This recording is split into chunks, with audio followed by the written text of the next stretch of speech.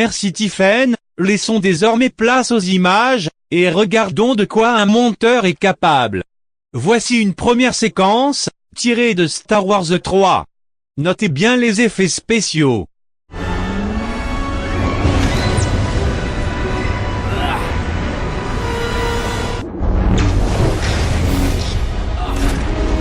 Oh là là, c'était impressionnant. Regardons désormais une scène de Star Wars 4.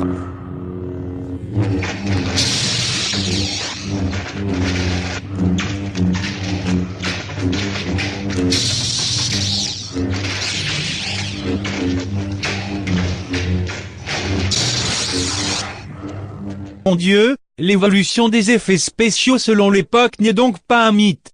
On note que les progrès sont flagrants entre le 3 et le 4, sachant que le 3 est sorti 28 ans après, soit en 2005.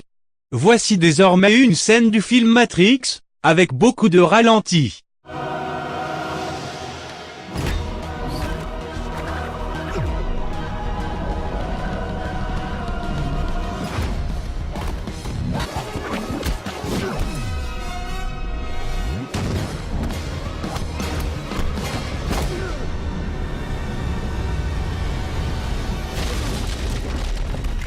Les slow motion, ou ralentis ont fait de cette scène l'une des plus connues de Matrix, et la technique est conservée dans d'autres films tels que Kick-Ass, que voici.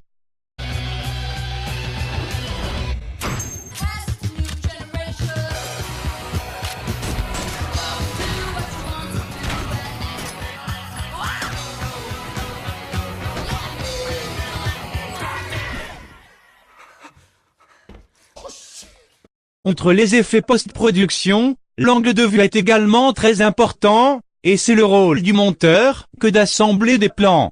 Ce montage est décisif lorsqu'il faut faire passer des émotions au spectateur, ou une information importante.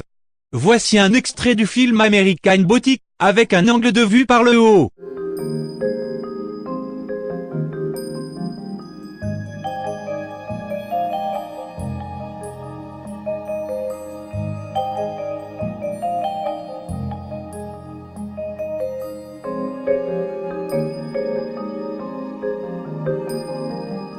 Très étrange, je vous l'accorde.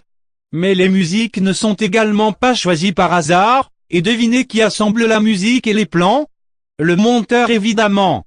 Voici ensuite l'extrait du début du film Mélancolia, de réalisateurs et d'époques différents, mais là aussi, la vue du haut en focus sur un personnage est présente.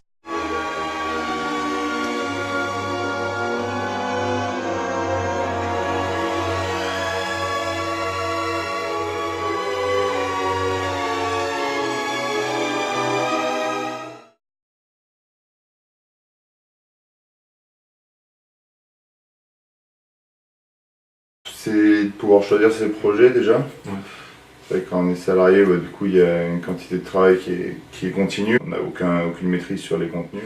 Du coup être indépendant, ça permet d'avoir cette liberté-là, de pouvoir, peut-être pas dans un premier temps choisir ses projets, mais déjà d'y mettre l'énergie et la qualité qu'on souhaite, quoi. En vrai, quand on est dans une plus grosse boîte, on finit par être une main parce que c'est pas les mêmes personnes qui vendent et qui sont en contact du client, par exemple, et qui caractérisent les besoins, et ceux qui les font, et ceux qui les produisent. En vrai, c'est plusieurs, il y a des rangs qui sont pas possibles à franchir, quoi. Ouais, nous, on a quand même la chance là de pouvoir commencer à dire non. C'est sûr que quand on a commencé au tout début à bosser, on a pris des trucs à des prix qui étaient indécents, et tout le monde l'a fait. Enfin, tu commences en indépendant, t'es obligé de commencer comme ça. Après voilà, nous on a eu la chance que ça se soit développé, d'avoir des clients quand même un peu sérieux, sur des budgets un peu plus élevés, quoi, au fur et à mesure, quoi.